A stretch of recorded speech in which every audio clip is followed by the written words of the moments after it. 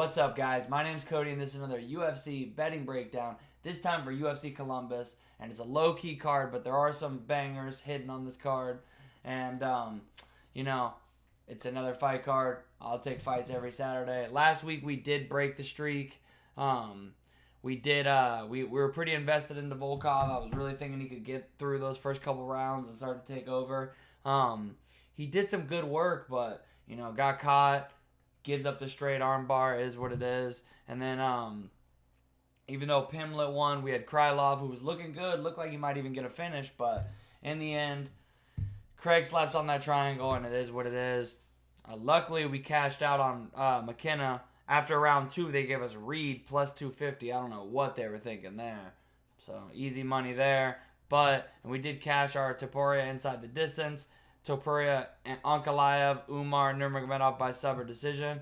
And that parlay cashed. So, still lost our streak, but, is what it is. Let's get another one going this week. If you like this video, leave a like on it. Leave a comment. Let me know what who you're picking on the card, what bets you agree with, which ones you disagree with. My Twitter's going to be in the caption below. So, follow me on there. I tweet out all my bets. I like to go back and forth with you guys, whether it's in the comments or on Twitter. I appreciate you. All that out of the way, man. Make sure you're subbed up. Make sure you got notifications on. Let's get into the fights. First fight of the night, we got Luis Saldana taking on Bruno Souza. And both guys coming off a loss. Bruno Souza coming in off his debut against Melsik Bagdasaryan. And a lot of people are actually, I mean, people are betting him against Saldana because I guess, they like the fact that he didn't just get absolutely blown out of the water by Melsik. I just feel like, Melsik himself still super green, still, I get he's knocked most people out, but that fight, I didn't really see a ton out of Bruno that I loved, his striking's okay, his grappling's okay, the one thing I will say, he probably does have a better gas tank than Luis Saldana. Saldana we do see slow down a lot, and getting into him a little bit. 15-7, a little bit more experience. Coming off a loss over Austin Lingo, but, did beat Jordan Griffin as much as you may not, you might not hold that in that super high regard, but, neither guys beat a lot of, great competition. Mike Santiago knocked him out. Neither one have beat, a lot of guys you may know, but, came in from LFA. And, since then, he's looked okay. I do think in this fight, he has a decent amount of advantages. I think he's the more crisp, cleaner striker. I think he even has the better jiu-jitsu. The wrestling might be pretty close. But, overall, it's really, as a slight favorite, I get it. And I do think he has more skills. The thing that scares me is the gas tank. We've seen this guy slow down time and time again. And, if this turns into a greasy fight, I mean, I get it if you want to take the under, if you want some plus money on it, even though it's not much plus money. Overall, for me, first fight of the night, low level, very high variance. I'm going to go ahead and lay off of it. I will take Saldana. I'll take him by decision. But I think we will see him get pretty tired in those last round and a half. Next up, we got David Dvorak taking on Matus Nikolai. Two guys I like a lot, honestly. Really, really good fight. And they got Dvorak as a slight favorite, well, as a decent favorite, minus 140. And, he's been looking really good. I mean, he's on a huge win streak right now. Hasn't lost since 2012. Kind of crazy. And, I mean, he's not fighting the worst competition ever. It's not the best, but, Ronderos, that was, I believe, short notice, stepped in. Before that, Espinoza, Bruno Silva, Taigibov, or we watched this fight on the stream, and decent competition. I mean, on the regional scene, I've seen much worse competition than this, especially for going on 10-year win streak. Decent striking, decent grappling, definitely more of a striker, but going in against Matus Nikolai, I do think Nikolai is going to have a bit of a grappling advantage, even though Dvorak can grapple too. I think Matus a little bit more well-rounded. He'll shoot I think he'll be the one shooting the takedowns. And that Tim Elliott win's aging pretty well right now. I mean, Tim Elliott, even though I don't think he should have won that Tagir fight, especially with the 27 fouls he had in the fight, but hey, it just shows beating Tim is not easy. Even though he has a decent amount of loss on his record, it's like he's never, like the guy's just tough as shit. He's fought a lot of the best people, and it's not easy to beat him. And beating Manel Kopp, that's aging pretty well too. Both these wins are aging well because Kopp lost, obviously the Nikolai fight, but the Pantoja fight, Pantoja was his debut. That's how high people held Manel Kopp in regard because Pantoja is like a title contender, and they gave him on his debut. So since then, he's been looking really good. So Nikolai getting that win, and I know a lot of people thought that he didn't win that fight. I did. I thought he was the rightful winner. So maybe I was biased because I did have a little bit of money on Nikolai by decision, but is what it is. In this fight, I just feel like the striking is going to be close, competitive. And the jiu-jitsu, the grappling is going to be pretty close. I just feel like Matus going to be on top. So I actually lean the underdog here to get on top, land a couple takedowns, which can edge these close rounds. And I'm going to go Matus Nikolai to win by decision and snap this 10-year win streak that Dvorak's on. But this is a very close fight. Next up, we got Jennifer Maia taking on Manil Ferret. And, Jennifer Maia, everybody, she's been getting a lot of hype since, she's fought a lot of the top girls in the division, to be fair, man. I mean, Katlyn Chookagian, people like to clown on, but is not a tough out, or is not an easy out. Like, beat a lot of the best girls in the division. Joanne Wood, armbar her in the first round, fought the potential women's GOAT, and Valentina Shevchenko. Beat Jess Guy, okay, that's kind of a weird fight with that big cut and stuff, but it is what it is. And then again, lost to Katlyn Chookagian, but it's like, Katlyn Chookagian just, beat her off volume and stand on the outside, and I really feel like Ferret's going to beat her a very similar way, man. Ferret, been very impressed with her, great striking, decent grappling, decent takedown defense, and she's just going to throw so much more volume. Not only does she throw more volume than Maia, but she actually hits harder, too. A lot of people with good volume don't have the power, or vice versa. But she honestly has both. I've been really impressed with Ferret. And, the improvements she's been making over her fights. And it's like Maia, she'll have a jiu-jitsu advantage, a grappling advantage, as I take a dab. Shout out to DMF. DMF will have an event tonight, Dana Dank Contender Series, UFC 4 and Fight Night tonight at 8 p.m. We do events every Tuesday, Thursday, and Sunday. Come through and hang out live on my Twitch. My link is in the caption below. As I take a dab. Inside joke. Never mind, I will not be taking a dab yet because this shit is completely clogged. Hell yeah. But I just feel like, Maia will have a grappling advantage. She's going to have a jiu-jitsu advantage. But I think people are overestimating that a little bit. I mean, obviously not enough. She's a huge underdog. But, I've been hearing some people like, oh, well, if she gets her to the ground, it's like, yeah, that's true. But is she going to get her to the ground? She doesn't ever shoot any takedowns. She shot, I think, I've seen her shoot like 2 takedowns in the UFC. And yes, one of them was against Valentina. But how much of that was just desperation, And yeah, she got Valentina down. But like, was Valentina ever in trouble, or was she biding her time knowing that she's gonna slow down, I'm gonna take over? Like, I don't know. I don't hold too much weight on, she took Valentina down, like she could take Ferret down. It's like, yeah, maybe she can take her down. Is she gonna take her down 2 times, 3 times? Is she gonna take her down 4 or 5 times?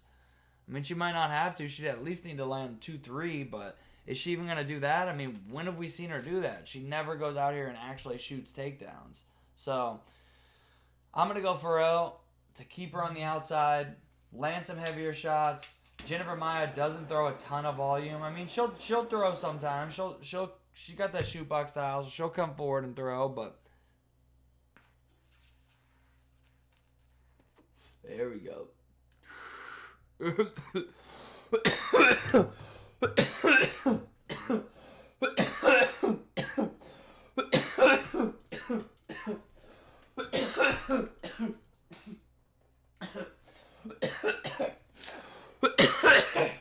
First dab. First dab of the day. When it's clogged, and then you hit it and unclog it, it's extra scary because you're not knowing how unclogged it's gonna be. So I'm like, and then it unclogs and kills me. Anyways, woo.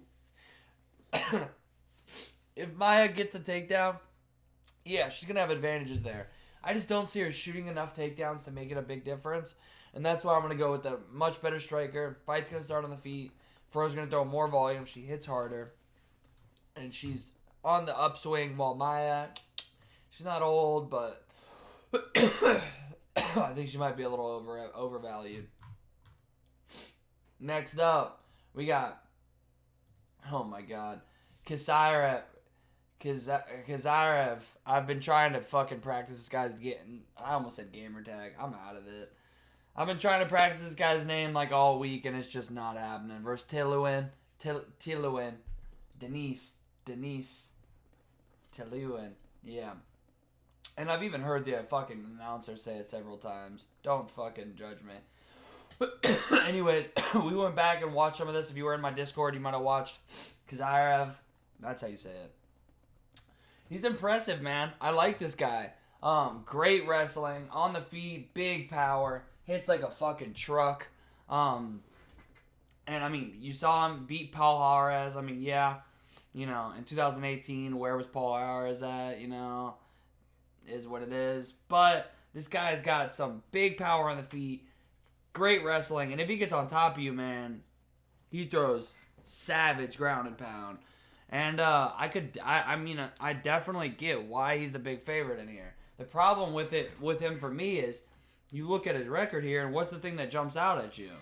Since 2017, I mean, he had 2 fights in 17, 1 fight in 2018, didn't fight in 19, fought in 20, and now he hasn't fought since. He hasn't fought in a year and a half, and he's fought once in the past, 3 years? That's a lot of inactivity, man. That's a lot of inactivity for a guy who's like a 6-1 favorite right now.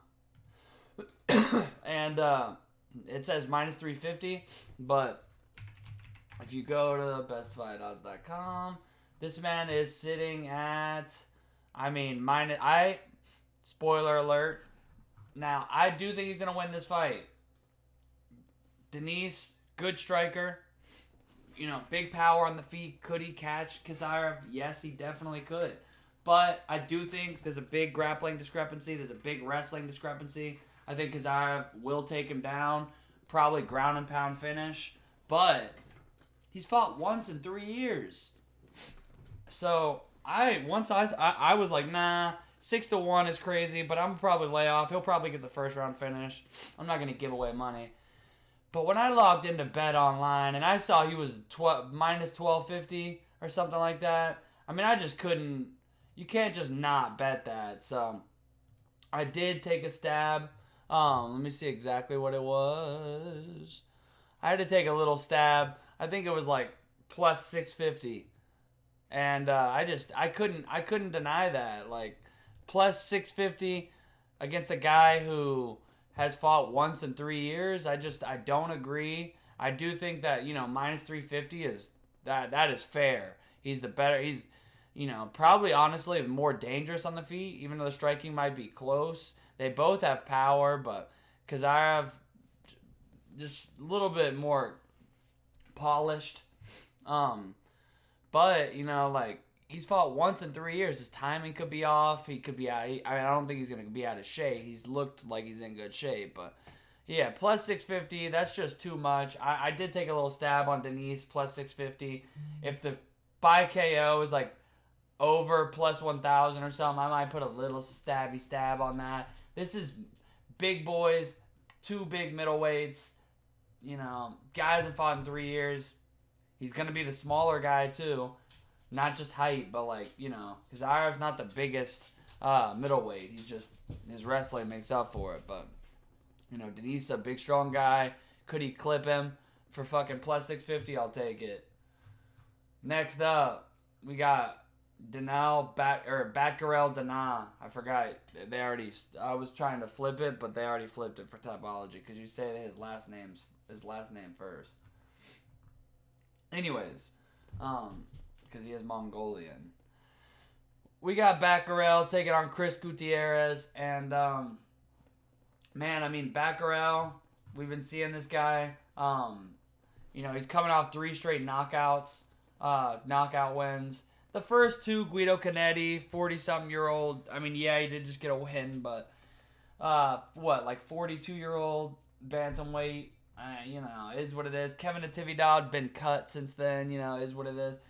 But the Brandon Davis knockout, that was pretty impressive, man. Because Brandon Davis, yeah, he has losses on his record, but he's been pretty durable. So, you know, that was pretty impressive. This guy does have big power in his hands. The big question when you fight Gutierrez is, can you take him down? I do think he can take Gutierrez down, but we don't see Batgarel shoot takedowns either. He's another one of these guys who I think he probably could take Gutierrez down, but he doesn't go out there and shoot takedowns enough. And you don't want to get into a striking affair with Chris Gutierrez. Chris Gutierrez, some of the best leg kicks in the division. Everybody knows, you know, what he did to Vince Morales. Absolutely decimated him with leg kicks. Just made him not want to fight anymore. Chris Durden, this was a tough, you know, if anybody won this fight, it was probably Gutierrez. But, hey, low fight IQ to just kind of let him have your back for an entire round. In the first round, Durden just had his back for the entire round. And then in the second, he beat his ass, but they gave Durden the 10-8 in the first. So he got a draw. And, I mean, since then, if you have Gutierrez in a striking fight, he's going to look good. This guy has very slick striking. As I said, the leg kicks are really nasty. You don't want to get hit by that. Nasty calf kick. But the problem with this guy is his takedown defense and his grappling. But I'm not confident that Danal Batgarel is going to go out there and really shoot takedowns. So because of that, I actually like the underdog here on Chris Gutierrez. I think he's got a good chance because of this fight just being a striking affair, and at least for the, you know, predominantly. And then Gutierrez is just going to out-volume him, land those patented leg kicks that he loves. And, you know, Batgarel doesn't really get after that wrestling. I don't see him winning a striking affair. I mean, unless he knocks Gutierrez out, I don't really see that happening. Ow, buddy. My dog's jealous because my cat's getting all the love. All right, cat, your claws stuck in my shirt. But I will take Gutierrez. I'll take him to win a decision. Batgarel's pretty tough guy, but I do think the striking's gonna be a little too much. The leg kicks, the volume, and I'm gonna go Gutierrez. Oh my God, cat, what are you doing? Get your claw out of my shirt. I love you too, buddy. So yeah, give me Gutierrez by decision. Next up, we got Sarah McMahon coming in as a big underdog against Carol Rosa. And, well, I guess compared to some of these underdogs on this card, it's not that big. But Sarah McMahon, as we all know, elite wrestling, has taken down every single person she's fought except, like, Ronda Rousey and Amanda Nunes. Every single other girl she's fought, and there's been a lot. There's been, like, 15 in the UFC. She's taken every single one of them down except Ronda and I believe Amanda Nunes. Her wrestling's great, man. Her wrestling's super high level. One of the best wrestlers this division's ever had. Carol Rosa, what's her weakness? The wrestling. Sarah McMahon's gonna be able to take her down. If she wants to take Carol Rosa down, she's taking her down. The thing is, man, it's all gonna be about if Sarah McMahon can, you know, knock ass out. That cardio's been her Achilles. We see her constantly start strong, gets the takedowns, takes you down, dominates, and then gets submitted. Now, Carol Rosa's not a huge submission threat. She's more of a striker. She's a volume striker. And in that third round, I definitely see it going Karol Rosa's way. She's got a great gas tank, Karol Rosa, against the bad cardio of Sarah McMahon. And then, very high volume from Karol Rosa, man. She gets you on volume. She gets you when you're tired. She's one of these girls who comes on strong. So this is a unique, comes on strong as the fight goes on. So this is a unique matchup because of that. Overall, I do think that, where they're at in their career, Sarah McMahon is 41. She's been fighting for a long time. Karol Rosa, they're trying to build this girl clearly. She's definitely fighting mostly lower level girls. We saw her get Kimura'd by Melissa Gatto, but other than that, she's been looking good. But, her takedown defenses look good, but look at the girls she's fighting. None of these girls have wrestling. None of these girls shoot takedowns. Sarah McMahon will take her down. It's just I don't know if she's going to be able to withstand, it's just I just don't know if she can go 2 full hard rounds without gassing out at Karol Rosa's pace. So I will go Karol Rosa, but if this line was a little wider, if people start parlaying Rosa, I'm gonna be very tempted to take McMahon, maybe McMahon by decision. But I will take Rosa. I'll take Rosa by decision. Let's move on to the next one. We got Neil Magny taking on Max Griffin. 2 guys I honestly typically like to bet. This is a big step up for Max Griffin, man. Typically, I'm betting him against the Carlos Condons, the Keenan Songs, the Ramiz Brahimages, But now he's step up against Neil Magny. And Neil Magny, good last fight against Jeff Neal. Just overwhelmed him with his pace, with his cardio, with his volume. But we did see Chiesa kind of negate him. Just kind of, clinch him up, wrestle him, just use his strength, use his, fight IQ, and just, both those guys, I always said that Neil Magny has a good fight IQ. He's good at mixing it up. He's good at knowing, when it's time to shoot, when it's time to strike, when a guy's slowing down, when he's got a guy hurt. He's been fighting for a while at the highest level, so, or at least, maybe, he's not typically fighting the elite, even though he has fought a lot of elite. He's typically fighting right under that. He's like that nice gatekeeper, with all respect. Great gas tank from really both these guys. Neil Magny probably gonna have the cardio advantage, but Max Griffin typically, he's not one to really gas out a lot. He can go 3 hard rounds, but I do think Magny's gonna have the gas tank advantage. He's also gonna have a height and reach, obviously, which he's pretty good at using. So you're going to want to grapple him a little bit. If you're just going to have a kickboxing match, I do think in this fight, I think there's a bit of a striking advantage for Magny. Yeah, Max might have a little bit more pop on his shots, even though neither one known for their power.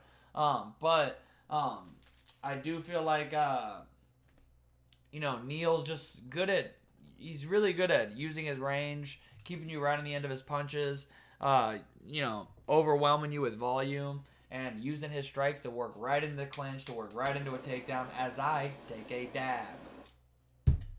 You know what I mean? Shout out to my DMF boys. I'll see y'all tonight, 8 p.m.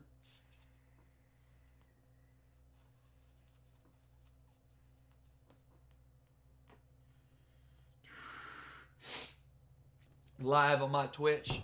The replay will be going up here on YouTube eventually. We are catching all those up, and they'll be going up right after. Yeah.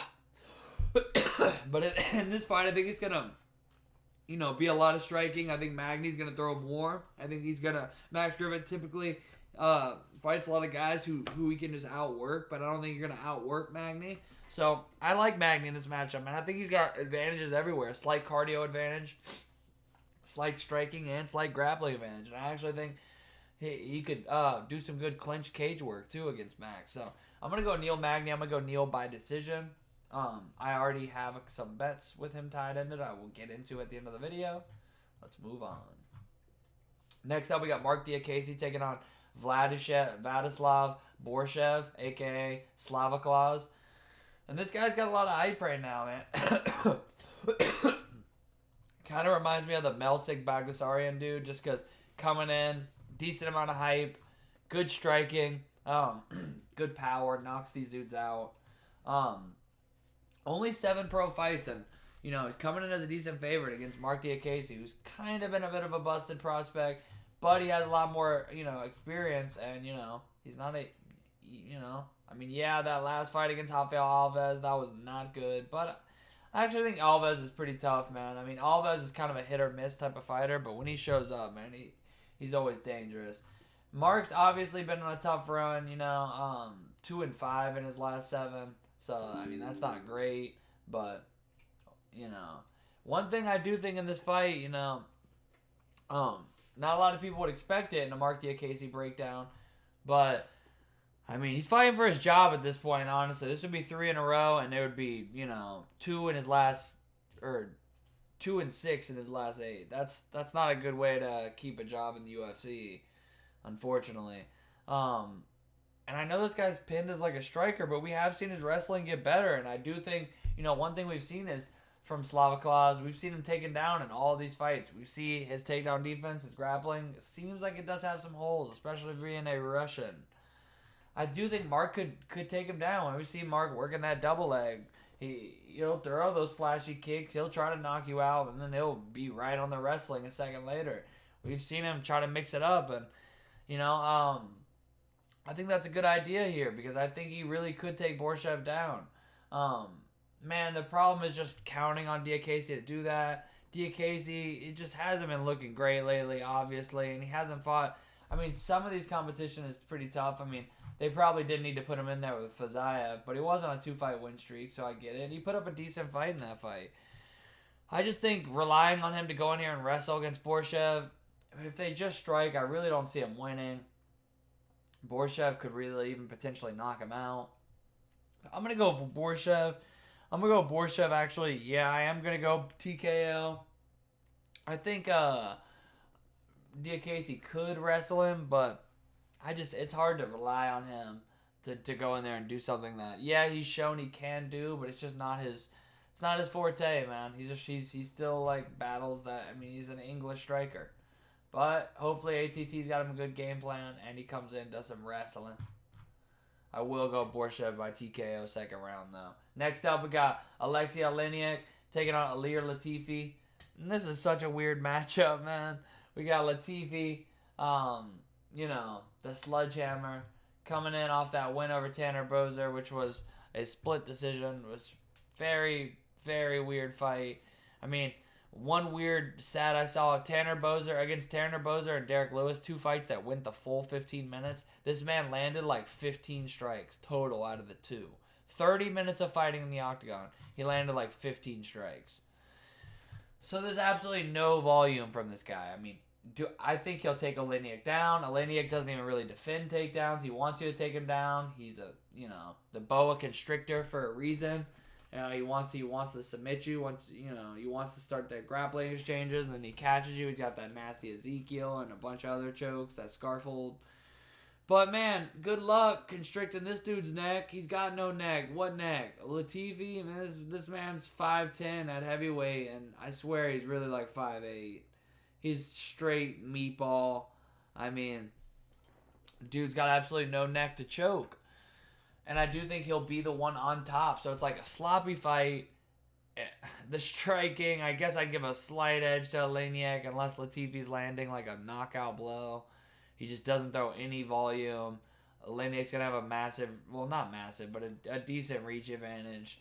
I will give the striking advantage to Oleinik, as weird as that sounds, because the man's striking is so awkward. But I feel like if anybody's getting on top, I mean, I wouldn't say anybody because Oleinik could also get a takedown, but I will more so lean with Latifi to get a takedown. Hard to take Latifi's little short, got that low center of gravity. You got to get under those hips. That's tough. So I'm going to bet that Latifi gets on top, is able to just maintain control, avoid the submissions. The man has absolutely no neck. And win 2 of these rounds. Not one I've tempted to put Latifi by decision, or I don't know, man. Overall, this is such a high variance. It's going to be a fucking sloppy fight, so I don't know. I got Latifi. I'll take him by decision, but I haven't bet it yet. Next up, we got Askar Askarov taking on Kai Kara France. One of the best fights in the card for sure. We got 14-0-1 for Askar Askarov. Decent sized favorite. The line is growing. And I get it, man. Askar Askarov coming in off wins over Tim Elliott, Pantoja, and Benavidez. All good wins. People like to shit on Benavidez, but he's so good. And to take him down, to out-grapple him, is not easy. Only split, or the split draw was to, former champ Brandon Moreno. I think Askarov's super good, man. His striking is good. He doesn't get hit clean a lot. He mixes striking right in with his takedowns. Good takedowns, good wrestling, good control on top. Kai Kara France, a guy who, has a decent amount of losses from not throwing enough volume.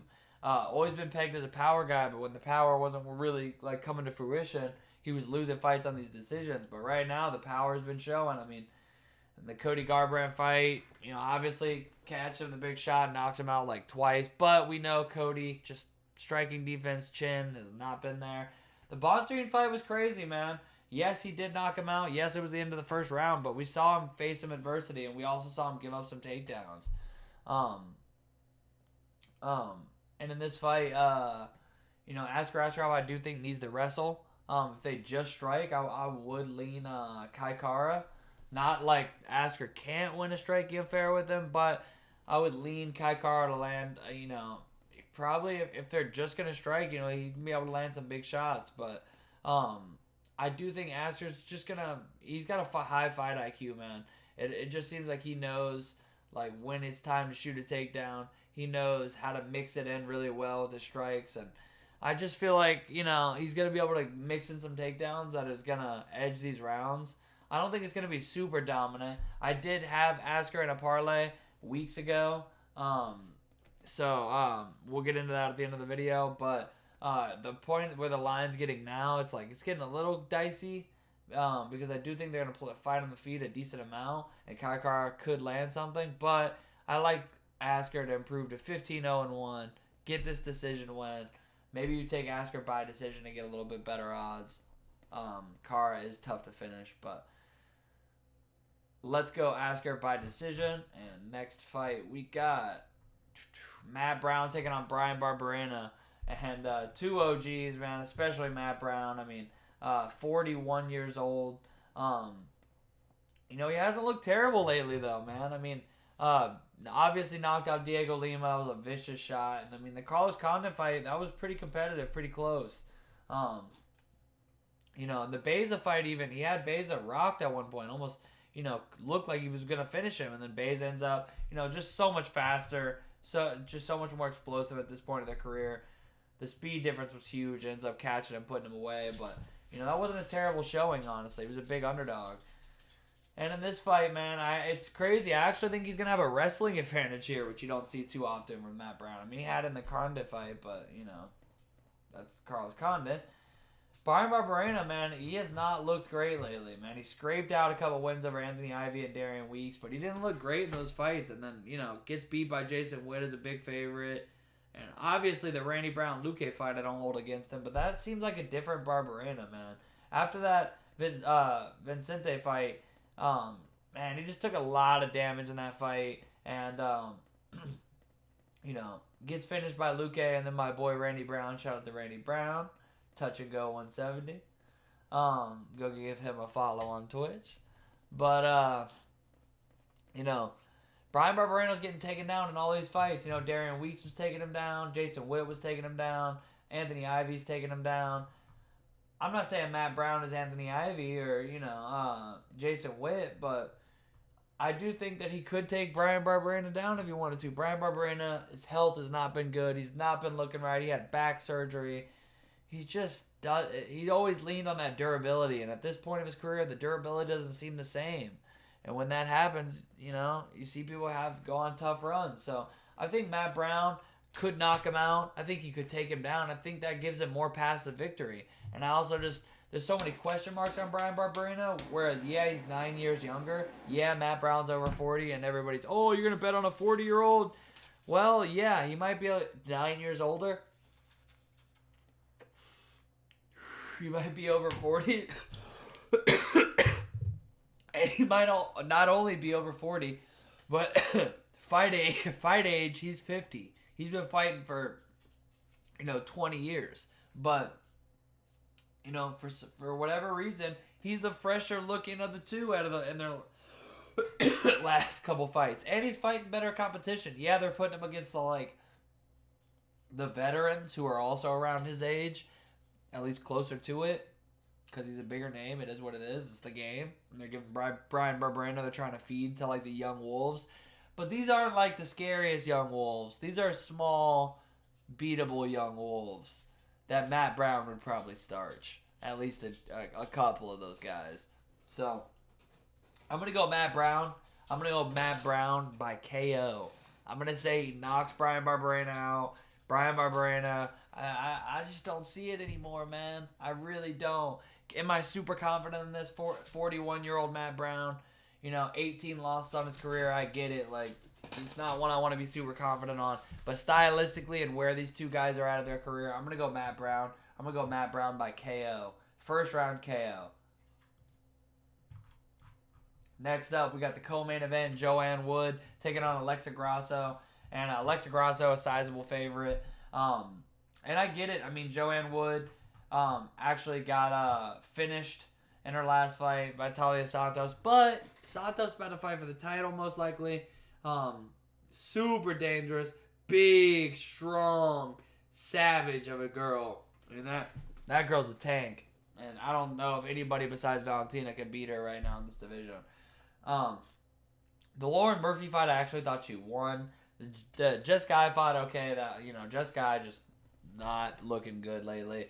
The Jennifer Maia fight, she looked terrible. I mean, she said it was just weird. She didn't feel right in that fight, and you could see it. Her performance was, I think she had, what happened, after the fight, she, hyperventilated, or before the fight, or I can't remember. She was something on fight day. She had, some health shit going on. But, I'm so sorry about that, but it had to be done. Got a little bit of a little cold brewing right now. But, in this fight, though, Alexa Grasso's going to have a boxing advantage. She's probably going to throw a little bit more. Well, the volume can be pretty close. Joanne Wood will throw volume when she wants to. But Alexa Grasso with the hands going to have an advantage. Joanne Wood might have a bit of a grappling advantage, but I really don't see these girls grappling much. I do think that, the kicks could be good for Joanne Wood. Grasso likes to stick to mostly the hands. And, I do think this is going to play out almost 90% on the feet. I really don't see these girls grappling much. And I do think that, maybe people are writing Joanne off a little too much considering Talia Santos is very, very good. And I thought she won the Lauren Murphy fight. Now, yeah, out of all her recent performances, the worst one was that Jennifer Maia fight. That was a terrible performance. But, the last two, I don't, hold too heavy against her. And, Alexa Grasso, I do think she'll be the favorite, but I would put her at, minus 150. I think minus 200 plus is a little crazy for me. So I am going to go Alexa Grasso. I'm going to go by decision, but I like taking the fight by decision better. I really don't see a finish on either side of this fight. So I'm going to go fight to go to decision, and we will talk about how I bet that later. But I will take Alexa Grasso by decision. I wouldn't be betting her at minus 200. I would rather bet fight to go to decision at around the same line. Next up, we got Curtis Blades taking on Chris Daukaus, main event. If you got this far, I appreciate you. I tried to keep this video a little quicker. Some of these fights, I have no interest in betting. Some of these fights, the lines are blown out, and I'm trying to run through those a little quicker so we can keep these videos as short as possible while still being complete. If I have any interest in breaking the fight down any interest in betting the fight, I want to give you my full and complete breakdown. If I have 0%, I'm going to bet the fight. Let's breeze through it. Wow, I don't want to waste your time. Let's get into the ones where I can make you some money. Main event time, we got Curtis Blades taking on Chris Daukaus. Chris Daukaus obviously coming off a tough loss to Derek Lewis. Just never really got off. Derek Lewis puts him up against the cage and just unloads on him. Before then, he's been looking good, actually, before I skip off that. finish Shamil. We did see him, you know, it was looking like a close competitive fight, and then he catched him with that big left hook at the end of the first, and then another, the right hand in the second, while he still looked a little out of it. And then, you know, beat Alexei Oleinik, Nascimento, Parker Porter. So wins, you know, is what it is. Going in there and doing what he should. Curtis Blades, man, this guy, he's only lost to Derek Lewis and Francis twice. You know, beat Rosenstruck, Volkov, JDS, Shamil as well, Justin Willis, Alistair Overeem, Mark Hunt, Oleinik as well. And he has some lower level UFC wins as well. But, you know, this guy, not much of a submission threat. So I see some people betting him by submission in this. I do think, you know, even though Dawkins is a black belt, Blade's going to have a big grappling advantage, mostly obviously just because of his wrestling. Dawkins isn't going to take Blades down. Blades the best wrestler in the division, at least at the top. And Blades, man, as a Kryptonite's just been eating big shots as he's going for that single leg. He shoots that sloppy single sometimes, like in that Derek Lewis fight, and you know, because of it, just eats that big uppercut and gets starched. Got knocked out by Francis, and then they had a doctor stoppage from getting beat up by Francis. But, you know, in this fight, I really do feel like, yeah, Chris is going to have a big speed advantage, but that strength and size, that size and strength advantage is going to be there. And, you know, it's not always an advantage that being a semi, you know, he's kind of middle of the ground as far as weight, Chris Dawkins. But, you know, that 230 being a little smaller than some of these guys helps him in some of these matchups. But in this one, I feel like Blade's gonna take him down, man, pretty easily. I really don't see Chris Dawkins being able to stop these takedowns. And yeah, they got Chris as a black belt, but has he rolled against anybody like Blades? And I don't mean jiu-jitsu rolled. I mean MMA. Like I kind of phrased that. Has he grappled with punches against a guy like Curtis Blades? Because Curtis Blades not only has the best wrestling in the heavyweight division, he might not be a submission threat, but the man's ground and pound is vicious. And if you let Curtis Razor Blades get on top of you, ask Alistair Overeem how that works out. You don't want to be underneath this guy. And I think Blades going to take him down, ground and pound him. I see a ground and pound finish coming. Yeah, Chris Dawkins going to have a striking advantage. He hits like a truck. He's going to have a hand speed advantage mainly, for sure. Blades does shoot some sloppy shots. If you're going to take Dawkins, take him by KO. Or if you're a little scared, take him by inside the distance if you think maybe he catches him in like a guillotine or something. I really don't see that happening. I'd say Dawkins basically KO or bust. I really don't see him winning a decision. Or maybe he could snatch a guillotine, but that it'd be like his win outcome would be decision, snatch a guillotine, any other sub, or well, actually, I'd put that underneath. So I just that was a weird way to put that, but yeah, KO, snatches a guillotine, any other sub, decision. Like I really don't see it. I just feel like Curtis Blades gonna get on top of this guy when he wants to. He trains over there at Team Elevation. At Elevation, obviously. And everyone on their team, what are they known for? Great cardio. This guy's going to get on top of Chris. He's going to elbow him and tell Chris, he doesn't want any more. Either, gives up his back and then just kind of turtles up and gets, they stop the fight. I don't see Curtis getting a sub. He has no submissions on his record. But, I guess it's a fight where he could get his first, but I don't really see it happening. I think a TKO, third round or somewhere around then. Could be earlier if Chris comes out with a crazy, pace and he's like, fuck it, I got to get this guy out of there. If he comes out like that, Curtis could finish him quicker. Obviously, he could knock him out in the first round. He could knock him out in the first couple rounds. But his chances of finding that knockout are going to go down as the fight goes on. As every takedown Curtis gets, every elbow he lands from on top, the chances are going to go down slightly. I'm going to go Curtis Blades. I'm going to go TKO, third round. Let me show you how I've done these bets a little bit. So I did take Denise plus 650. Just a little stabby stab. I also have Curtis Blades, Askar Askarov, That is minus 120, 126. And then next up I have Curtis Blades versus Chris Daukaus, completes 2 rounds. That's just a little risky, but me personally, I do feel like, man, I'm sorry, but I have to show this because it just looks too funny. Quick intermission. Look at my cat. Oh man, he just jumped down. He had his front paws up on the window. And he's just like fully stretched out, looking out there. Big churro. Even though you're messing up the futon thingy right there, it's hella cute. Last dab of the vid.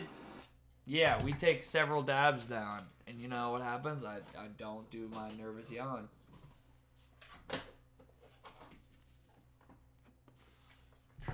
Bets. That's where we were. Sorry, I'm an L vid maker now. Askarov Blades, minus 126. I like it. Blades versus Daukaus, completes 2 rounds, so it's got to get to the 3rd. Minus 125. Blades also, second parlay. Yes, he's my anchor. Parlayed up with Neil Magny. And that is minus 128. Next up, we got Matt Brown, minus 105. Next up, we got Neil Magny versus Max Griffin, goes the decision, parlayed up with Calderwood / Wood versus Grasso goes the decision. Both those fights got to go to decision, and I get plus 103. Last but not least, so far, I got Farreau by decision. Those are my bets right now. I am looking at some other ones, some potential other ones, you know. Am I thinking maybe, where was it? Oh, I do think Nikolai is a live underdog, but the line's not, too appealing. I think Gutierrez is a live underdog. I've laid off those so far. I think there's some live underdogs on this. I think Sarah McMahon's a live underdog, but Carol Rosa should get. It's just, you know me. If I gotta take it, like plus 650 on this, I do think Denise probably gonna get finished in the first round, but plus 650 in a sloppy middleweight fight with a guy who's fought once in 3 years, okay. But typically, if I pick a guy, I want to find a way to bet that, or guy or girl. If I pick a guy or girl, I want to find a way to bet them. I don't like to be a value hunter. I like to, this person's gonna win. Okay, well I want to fucking bet the person who's gonna win. But outside of those are, I've thought about Latifi by decision, Latifi in a parlay, or Latifi by decision, because you never know if Oleinik's gonna completely gas out. It's just been tough. I'm gonna stick with the ones I got right now. Hope you liked the video, man. Let me know in the comments if you're agreeing with me, if you're disagreeing, if you absolutely hate the video, if you want to just punch me in the face, whatever it may be. I appreciate you. Helps the algorithm regardless. I will see you next time. We'll see you tonight too. Dana Dank Contender Series 3. Some dope fights on the card, including a fight night title fight. We got Danielito, our boxing champion, taking on Suave Jamie. It's going to be lit. So come through for that. Leave a like on the video. Leave a comment. Click subscribe. Notifications on. I appreciate you watching the whole video. If you got this far, you are an absolute GOAT. I will catch you tonight for the event. Other than that, I'll catch you next week for next week's fights. And it's been real. Make some money. Enjoy the fights.